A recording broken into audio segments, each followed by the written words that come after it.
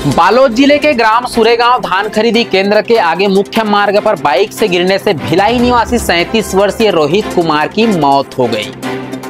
आपको बता दूं, बुधवार शाम 5 बजे सुरेगांव पुलिस ने बताया कि रविवार को रोहित अपनी पत्नी के साथ नेवई भाटा भिलाई से खैरीडीह जा रहा था। इसी दौरान धान केंद्र के पास अचानक आंख में कीड़ा घुस जाने से वह बाइक पर नियंत्रण नहीं रख सका और दोनों गिर पड़े। हादसे में रोहित के सिर व शरीर के कई हिस्से में गंभीर अंदरूनी चोटें आई, वहीं उसकी पत्नी के घुटने में चोट लग गई। रोहित को गंभीर हालत में जुनवानी अस्पताल ले जाया गया, जहां इलाज के दौरान उसकी मौत हो गई। मर्ग डायरी आने के बाद सुरेगांव थाने में बाइक चालक मृतक के खिलाफ धारा 106(1), 125(a) और 181 के तहत अपराध दर्ज किया गया है। आगे अपडेट के लिए हमारे न्यूज चैनल द छत्तीसगढ़ को सब्सक्राइब करें।